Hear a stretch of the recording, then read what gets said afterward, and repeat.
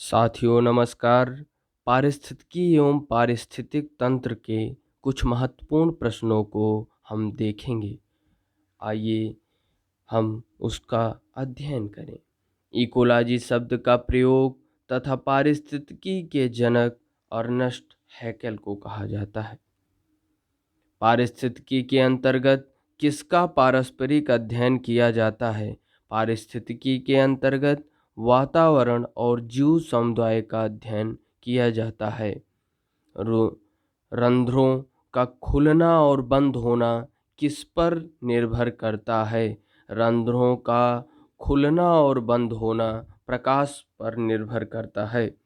Vitamin A तथा D और carotene के निर्माण में किसकी महत्वपूर्ण भूमिका होती है? प्रकाश की महत्वपूर्ण भूमिका होती है। विटामिन ए और डी तथा कैरोटीन के निर्माण में प्रकाश की आवश्यकता होती है।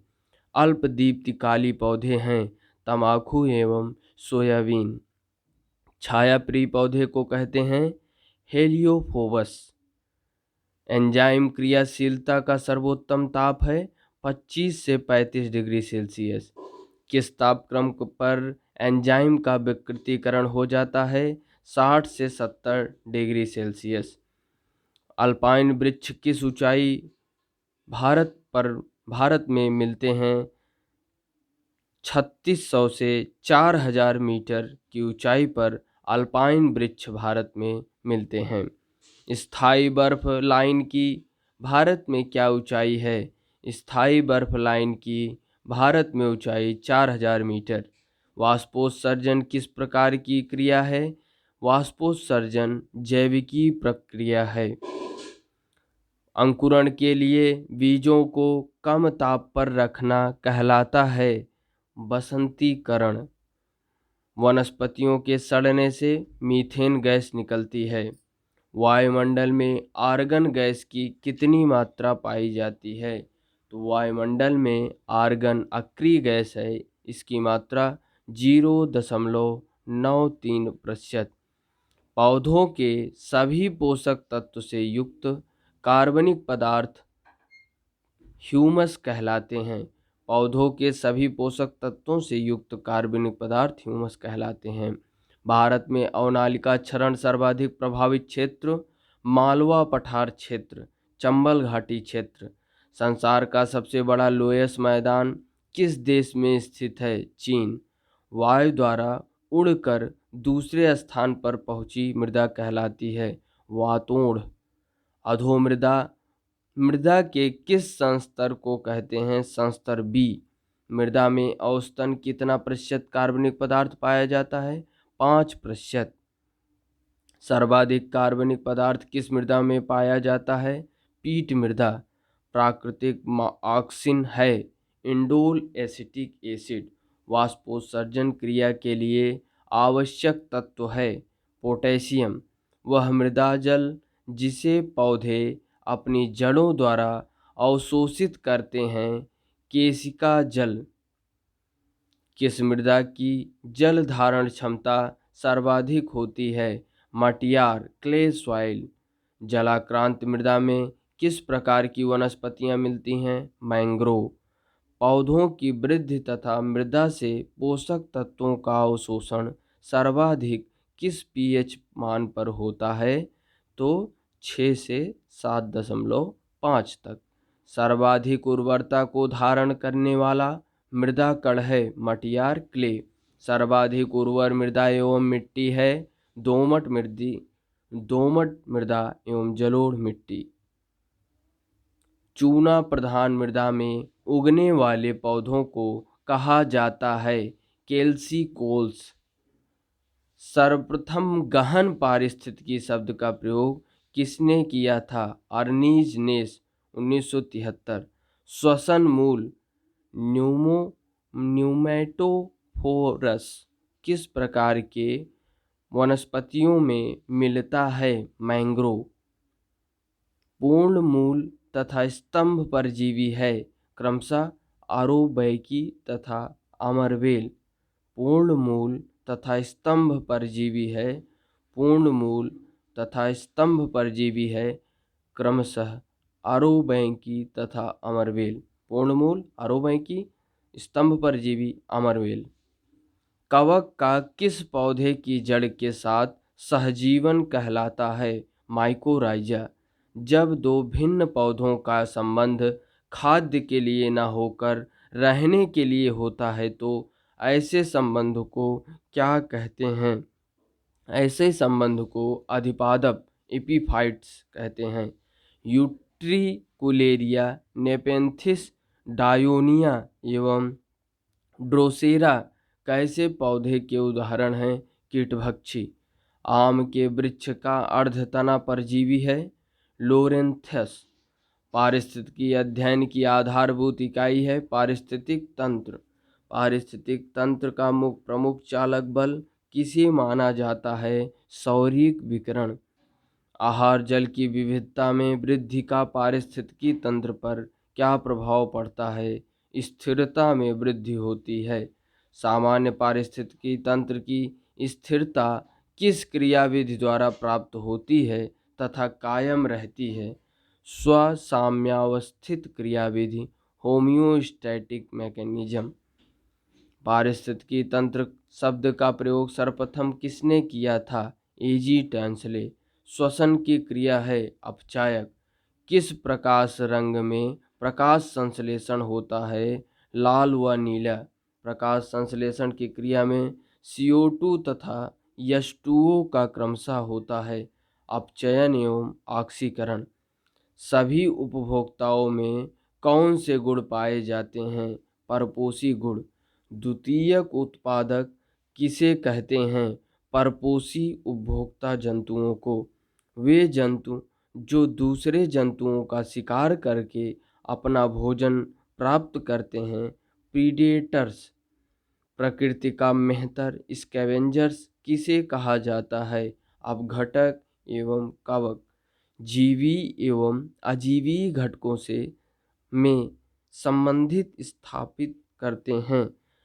जीवी एवं अजीवी घटकों में संबंध स्थापित करते हैं अपघटक।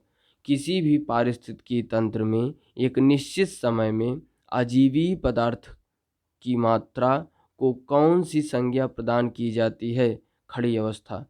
खाद्य श्रृंखला में ऊर्जा का प्रवाह किस दिशा में होता है? एक ही दिशा में।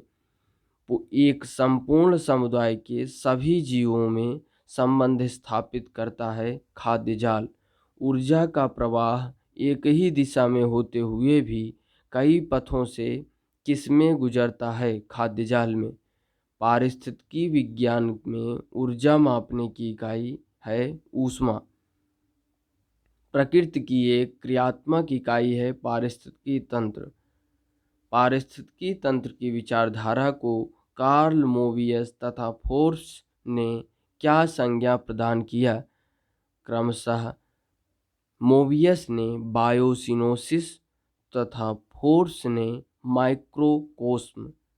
एटीपी किस क्रिया द्वारा ऊर्जा मुक्त कराते हैं? जलीय अपघटन। प्रत्येक पोषण तल पर कितने प्रतिशत ऊर्जा जैविक क्रियाओं में उपभोग कर ली जाती है? 90%। एक संतुलित पारिस्थितिकी तंत्र में जीवों की संख्या होता है स्थिर। एक वृक्ष के पारिस्थितिकी तंत्र का संख्या पिरामिड कैसे बनेगा? उल्टा। एक तालाब के पारिस्थितिक तंत्र का जीवभार पिरामिड कैसे बनेगा? उल्टा। प्रत्येक पोषण तल के जंतु कितना प्रतिशत ऊर्जा अगले पोषण तल को देते हैं? 10%। प्रकाश संश्लेषण क्रिया में ऊर्जा का रूपांतरण किस रूप में होता है? रासायनिक ऊर्जा। मृतजीवी खाद्य श्रृंखला को क्या कहते हैं? डेट्रिटस। एक सीमा तक प्रकृति की अपने पारिस्थितिक तंत्र को संतुलित करने की क्षमता कहलाती है होम्योस्टैटिस। किस क्रिया द्वारा पृथ्वी से वायुमंडल में नाइट्रोजन गैस मुक्त होती है? विनाइट्रीकरण। नाइट्रोजन, हाइड्रोजन, फास्फोरस तथा कार्बन के चक्रों में से किसमें सर्वाधिक ऊर्जा की आवश्यकता होती है? हाइड्रोजन चक्र में। अधिकांश पौधे नाइट्रोजन को नाइट्रेट के रूप में ग्रहण करते हैं। धान का पौधा नाइट्रोजन किस रूप में ग्रहण करता है? अमोनिया रूप में। पारिस्थितिक तंत्र के आधारभूत घटकों, अजैविक उत्पादक, उपभोक्ता एवं अपघटक में से किसी भी एक का अभाव कारण बनता है अपूर्ण पारिस्थितिक तंत्र। एक साधारण समुद्री आहार श्रृंखला का सही क्रम है डायटम स्वपोषी, क्रस्टेशियाई शाकाहारी उपभोक्ता, हेरिंग मांसाहारी उपभोक्ता। तो क्रम क्या है? डायटम, क्रस्टेशियाई, हेरिंग। स्थलीय पारितंत्रों में सबसे बड़ा पारितंत्र होता है वन पारिस्थितिक तंत्र का। रासायनिक तत्वों का जीवमंडल पारिस्थितिक तंत्र में प्रवेश किस माध्यम से होता है? पौधों की जड़ों से। किस चक्र के माध्यम से? अजैविक तत्वों का जैविक प्रावस्था से होकर गमन होता है और पुनश्च अजैविक दशा में वापस आ जाते हैं। भू जैव रासायनिक चक्र, यानी किस चक्र के माध्यम से अजैविक तत्वों का जैविक प्रावस्था से होकर गमन होता है और पुनश्च अजैविक दशा में वापस आ जाते हैं? भू जैव रासायनिक चक्र। कार्बन का जैविक भंडारण होता है पौधों द्वारा। आदि वायुमंडल कैसा था? अपचायक। वायुमंडलीय नाइट्रोजन का विभिन्न यौगिकों में परिवर्तन कहलाता है नाइट्रोजन स्थिरीकरण। अमोनिया लवण के नाइट्राइट एवं नाइट्रेट में रूपांतरण की प्रक्रिया को कहते हैं नाइट्रीकरण। अमोनिया लवण के नाइट्राइट एवं नाइट्रेट में रूपांतरण की प्रक्रिया को कहते हैं नाइट्रीकरण। समस्त फास्फोरस का कितना प्रतिशत चक्रीय मार्गों में सम्मिलित होता है? 10%। पारिस्थितिकी कार्यशीलता की आधारभूत इकाई क्या है? पारिस्थितिक तंत्र। पारिस्थितिकी अध्ययन का अंतिम लक्ष्य क्या होता है?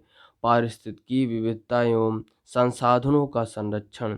इकोक्लाइन क्या है? दो भिन्न पारिस्थितिक तंत्रों के मध्य संक्रमण मंडल। मनुष्य किन कार्यों द्वारा पारिस्थितिक तंत्र में अतिरिक्त ऊर्जा की आपूर्ति करता है? कृषि तथा उससे संबंधित कार्यों द्वारा। जैविक तथा अजैविक तत्वों का संचरण विविध मंडलों में किन तंत्रीय चक्रों द्वारा होता है? संवृत तंत्रीय चक्रों द्वारा। समस्त पृथ्वी की शुद्ध प्राथमिक उत्पादकता कितनी है? 320 ग्राम शुष्क भार प्रति वर्ग मीटर प्रति वर्ष। समस्त पृथ्वी की शुद्ध प्राथमिक उत्पादकता कितनी है? 320 ग्राम शुष्क भार प्रति वर्ग मीटर प्रति वर्ष। सामान्य रूप से भूमध्य रेखा से ध्रुवों की ओर जाने पर प्राथमिक उत्पादकता पर क्या प्रभाव पड़ता है? तो सामान्य रूप से जब भूमध्य रेखा से ध्रुवों की ओर जाने पर प्राथमिक उत्पादकता कम होती जाती है। पारिस्थितिक तंत्र की स्थिरता का क्या अर्थ है? प्रत्येक तत्व के उत्पादन तथा उपभोग में संतुलन। प्रत्येक पारिस्थितिक तंत्र में प्रकृति द्वारा स्थापित एक व्यवस्था होती है जिसे कहते हैं अंतःनिर्मित स्वतः नियंत्रण व्यवस्था। पारिस्थितिक तंत्र की समस्थिति दशा कहलाती है जब पारिस्थितिक तंत्र में ऊर्जा का निवेश ऊर्जा के निर्गमन द्वारा संतुलित हो जाता है। पारिस्थितिक तंत्र की ऊर्जा का सर्वप्रमुख स्रोत सूर्य तथा सौरिक विकिरण है। अन्य गौण स्रोतों में प्रमुख है ब्रह्मांड विकिरण, भूतापीय ऊर्जा तथा जीवाश्म खनिजों के भंडारों से मुक्त ऊर्जा। पारिस्थितिक तंत्रों के उत्पादकता तथा उत्पादन में क्या अंतर है? किसी क्षेत्र में बायोमास की वृद्धि की दर को उत्पादकता तथा सकल बायोमास की मात्रा को उत्पादन कहते हैं। विश्व में सर्वाधिक नेट प्राथमिक उत्पादकता कहाँ पाई जाती है? उष्णकटिबंधीय वर्षावनों, दलदली क्षेत्रों तथा नदियों के मुहाने वाले भागों में। विश्व के संपूर्ण क्षेत्रफल का सकल नेट प्राथमिक उत्पादन कितना है?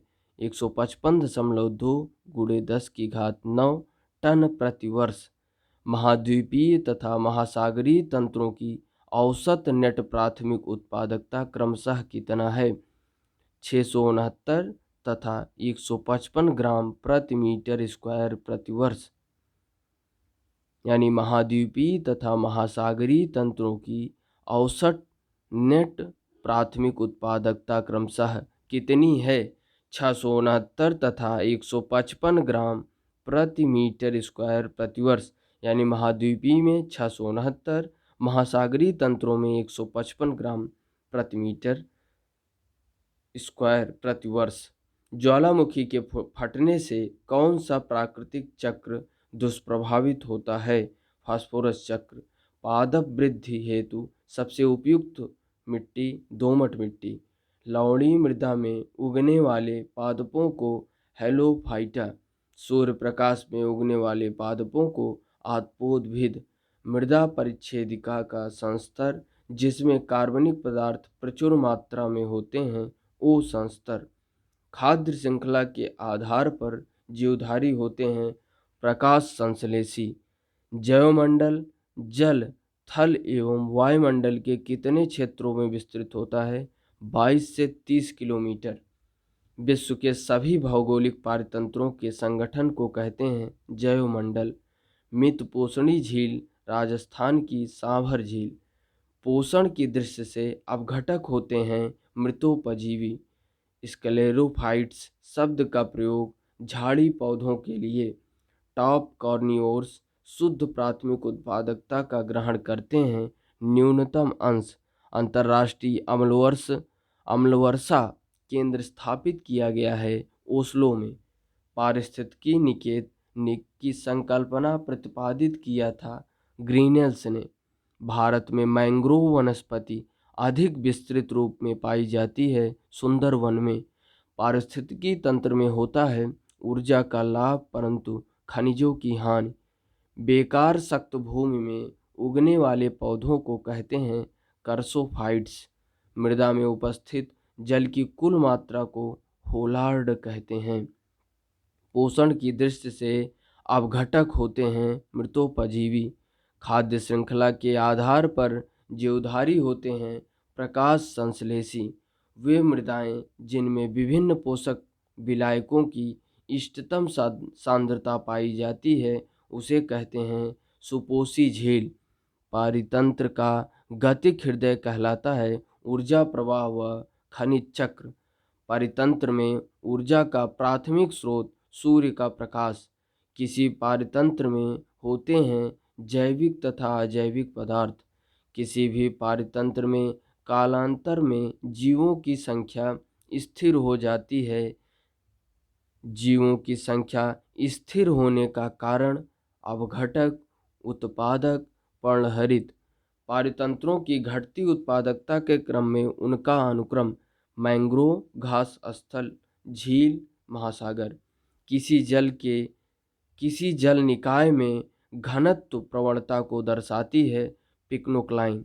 किसी जल निकाय में घनत्व प्रवणता को दर्शाती है पिक्नोक्लाइन। पारिस्थितिकी स्थायी मितव्ययिता है। यह किस आंदोलन का नारा है? चिपको आंदोलन। धन्यवाद। जय हिंद।